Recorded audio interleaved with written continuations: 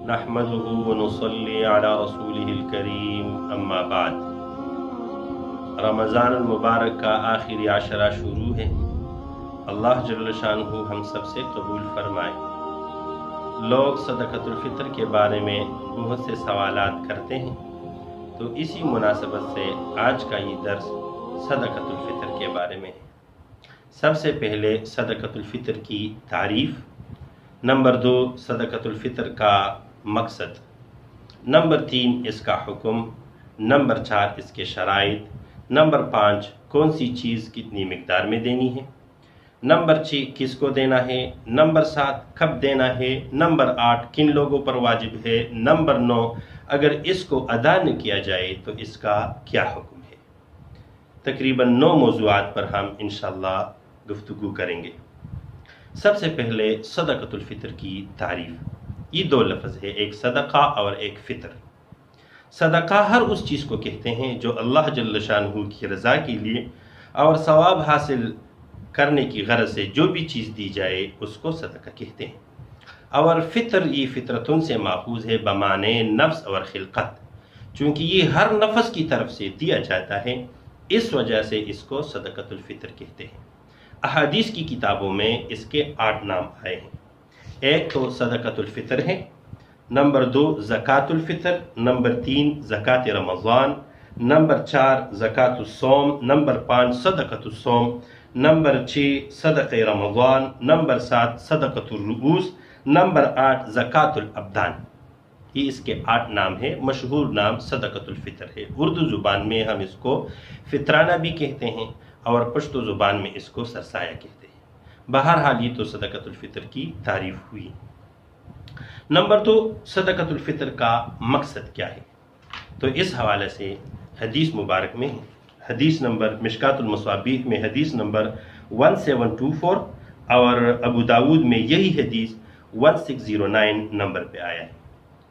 प्यारे नबी सल्लल्लाहु अलैहि वसल्लम फरमाते हैं, अन इब्न अब्बास रज़ियल्लाहु अन्हु क़ाल फ़रज़ रसूलुल्लाह सल्लल्लाहु अलैहि वसल्लम ज़कातुल फ़ित्री तुहरतन लिस्सियाम मिनल लग़्वी वर्रफ़थ व तुअमतन लिलमसाकीन औ कमा क़ाल अलैहि सलातु वस्सलाम। इब्न अब्बास रज़ियल्लाहु अन्हु रावी हैं, फरमाते हैं कि रसूल खुदा सल्लल्लाहु अलैहि वसल्लम ने रोज़ों की बेहुदा और लग़्व कलाम से पाक करने के लिए नेज़ मसाकीन को खिलाने के लिए सदक़े फ़ितर लाजिम करार दिया है। तो इस हदीस मुबारक में 2 चीज़ें आई हैं कि सदक़तुल फ़ितर इस वजह से लाजिम है कि रोज़े के दौरान हमसे जो कोताही होती है, जो बेहुदा बातें होती हैं, उसके इज़ाला के लिए सदक़तुल फ़ितर देना लाजिम है। और दूसरी जो चीज़ फरमाई वो तुअमतन लिल मसाकीन, मसाकीन को खिलाने के लिए। तो ये 2 मकासद है इसके। नंबर 3 हुक्म। इस हदीस मुबारक में आया फ़रज़ रसूलुल्लाह, फ़रज़ बमाना औजबा, तो सदक़े फ़ितर देना वाजिब है। सदक़े फ़ितर देना क्या है, वाजिब है, ये इसका हुक्म हुआ। नंबर 4 इसके शराइत क्या है, तो इसके 2 बड़े शराइत हैं। नंबर 1 मुसलमान होना, जो मुसलमान होगा उस पर सदक़े फ़ितर देना लाजिम होगा। और नंबर 2 साहिब निसाब होना, साहिब निसाब होना। इंसान किस चीज़ से साहिब निसाब बनता है, तो सोने में 7.5 तोला सोने से, चांदी के हिसाब से 52.5 तोला चांदी से, और नकदी के हिसाब से, मालियत के हिसाब से 57,000 रुपयों से इंसान साहिब निसाब बनता है। तो जिसके पास 57,000 रुपया हो या इसके बराबर और चीज़ हो जो ज़ायद ज़रूरत हो, उस पर सदक़े फ़ितर देना लाजिम है। इससे ये बात भी मालूम हुई कि जो गरीब लोग होते हैं उस पर सदक़े फ़ितर देना लाजिम नहीं है, बल्कि सदक़े फ़ितर तो उसको देना लाजिम है। इस हदीस मुबारक में ये बात भी आई तुअमतन लिल मसाकीन, मसाकीन को खिलाने के लिए सदक़े फ़ितर को लाजिम करार दिया है।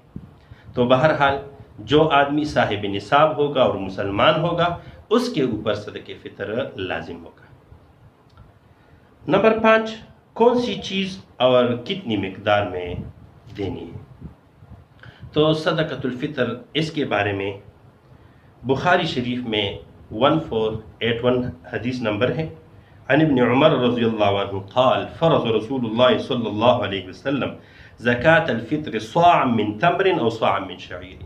اس حدیث مبارک میں دو چیزیں آئی ہیں کہ پیارے نبی صلی اللہ علیہ وسلم نے فرض قرار دیا ہے، لازم قرار دیا ہے، نمبر ایک صاع من تمر، ایک صاع کھجور کا، اور صاع من شعیر یا ایک صاع جو کا. ٹھیک ہے.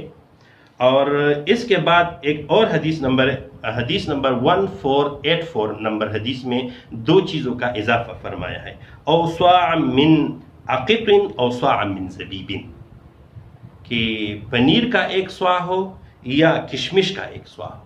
تو کل 4 چیزیں ہوئی. اور اسی طرح مشکات شریف میں حدیث نمبر 1723 میں نصف صاع من قمح لفظ بھی آیا ہے کہ نصف صاع گندم کا، اس کو بھی صدقہ فطر میں دیا جا سکتا ہے. اسی طرح امام طحاوی رحمہ اللہ نے شرح معانی الآثار میں حضرت ثعلبہ بن ابی سعید رضی اللہ عنہ کے طریق سے مرفوعا نقل کیا ہے، ادو زکاة الفطر صاع من تمر و صاع من شعیر او نصف صاع من بر قمح. اس میں نصف صاع من بر لفظ آئے ہے، یعنی نصف صاع گندم، اس کو بھی صدقہ فطر میں دیا جا سکتا ہے.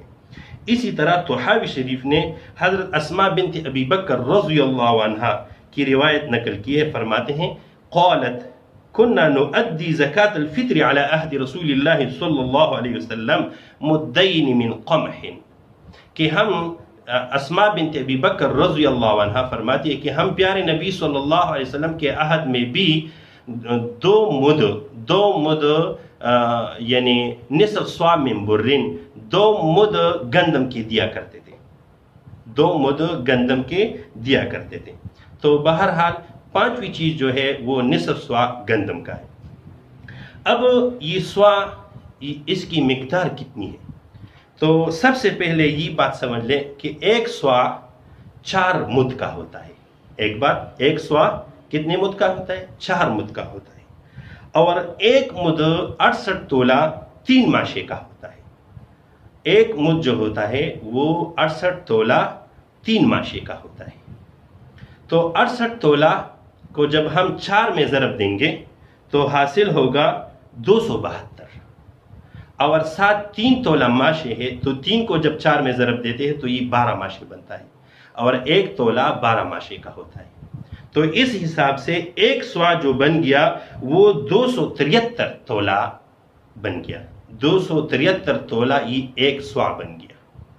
اس کو جب ہم کنورٹ کرتے ہیں گرام میں، تو گرام میں کنورٹ کرنے کے لیے یاد رکھیے کہ KPK میں جو تولہ کا حساب چلتا ہے وہ حساب ہے 12.150 گرام ایک تولہ ہوتا ہے. 12.150 گرام ایک تولہ ہوتا ہے. اور پنجاب میں جو ایک تولہ ہوتا ہے 11.664 گرام ایک تولہ ہوتا ہے. تو KPK کے حساب کے لحاظ سے 273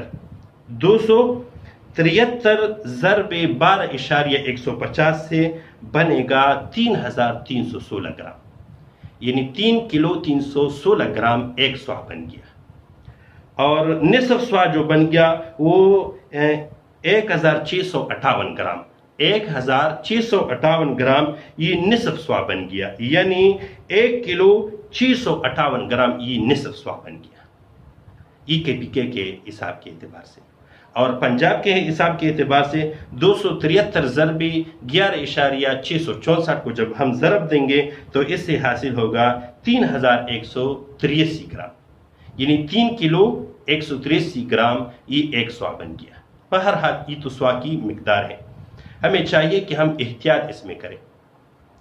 جو چیز فقراء کے لیے انفع ہو، جس میں فقیروں کو غریبوں کو زیادہ فائدہ پہنچتا ہو، اس کو دینا چاہیے. تو جب ہم سوچتے ہیں تو اس حساب کے اعتبار سے جو فقیروں کے لیے زیادہ فائدہ مند ہے وہ تو پنیر کا حساب ہے. آج کل کے حساب سے 3 کلو 316 گرام پنیر کی قیمت جو ہے وہ 2652 روپیہ ہے. 2652 روپیہ ایک صاع پنیر ہے. اسی طرح کھجور کے حساب سے ایک سوا کھجور کی قیمت آج کے حساب سے 15 مئی 2020 کے حساب سے 1061 روپیہ حساب بنتا ہے، اور کشمش کے اعتبار سے 1160 روپیہ بنتا ہے، اور آٹا کے حساب سے اگر ہم آٹا کو بالفرض اگر کوئی چاہے کہ وہ پورا سوا دے دیں تو پورا سوا اس کا حساب آج کے حساب سے بنتا ہے 155 روپیہ۔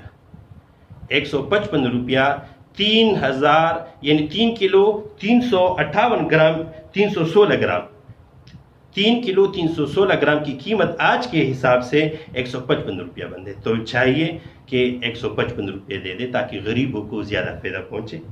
اور اسی طرح جو کے اعتبار سے، کیونکہ حدیث مبارک میں شعیرین لفظ آیا ہے، تو جو کے اعتبار سے اس کی قیمت بھی تقریباً 155 روپیہ بنتی ہے۔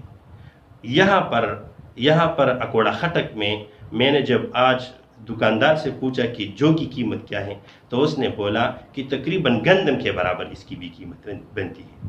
تو بہرحال جو کے اعتبار سے ایک سوا کی قیمت 150 یا 155 روپیہ تقریباً 155 روپیہ لے لیں، تو یہ تو ایک سوا کے حساب سے ہوا۔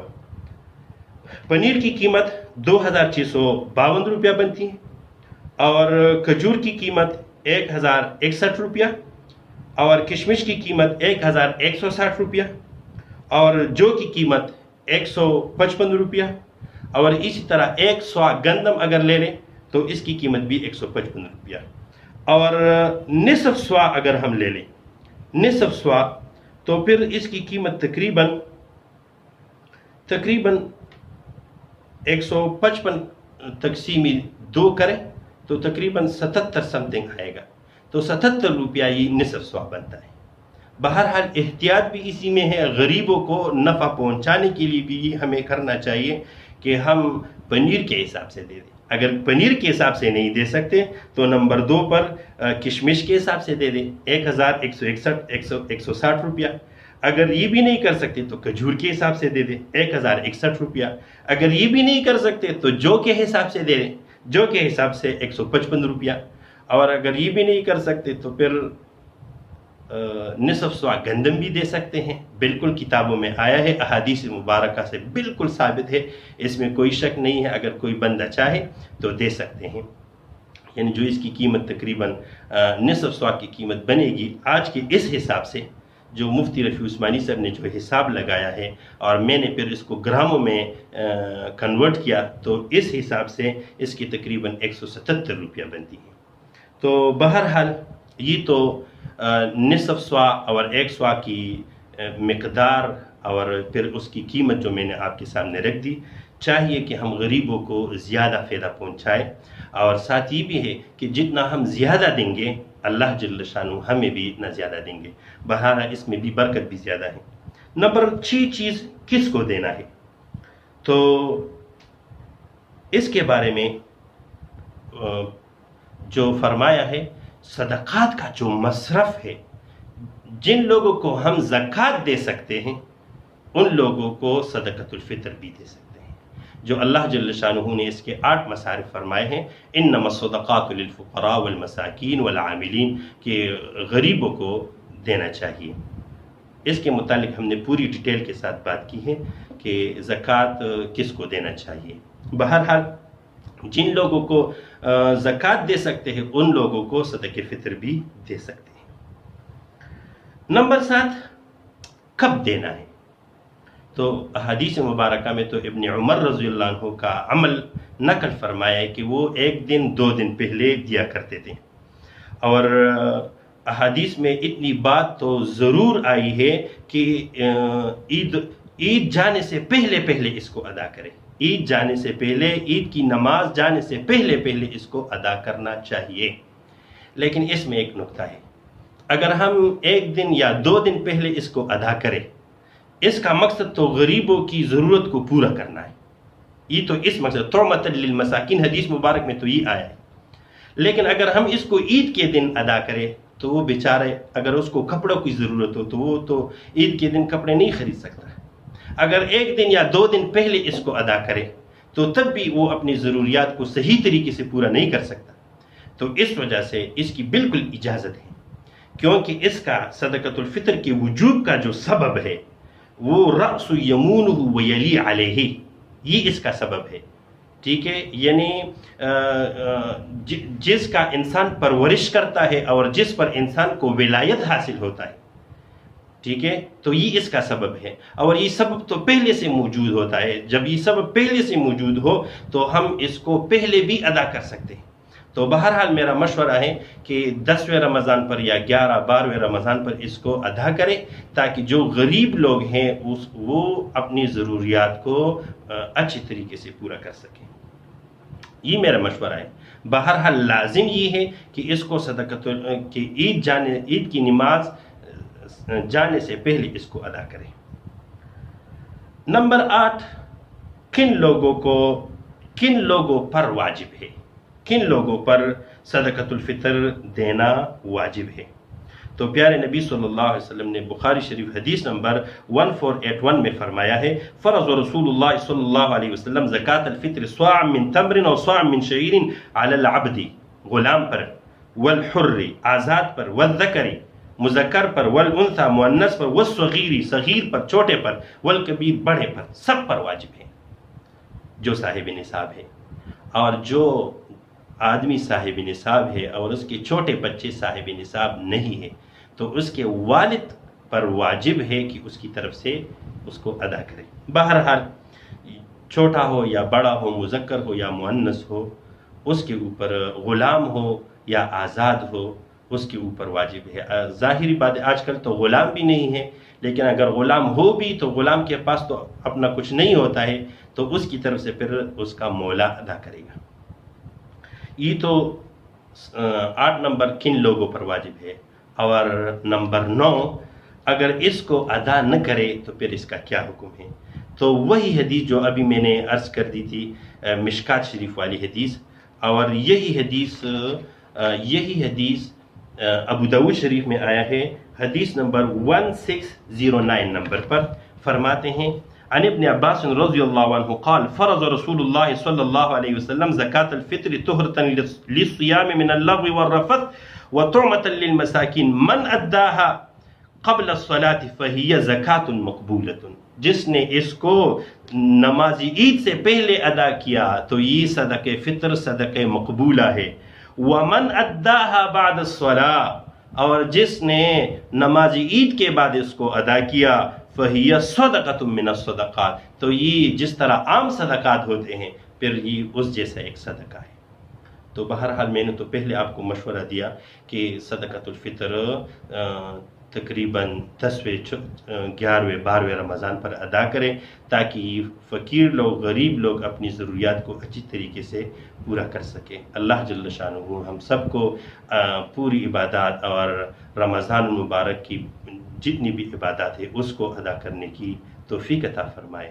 وآخر دعوانا ان الحمدللہ۔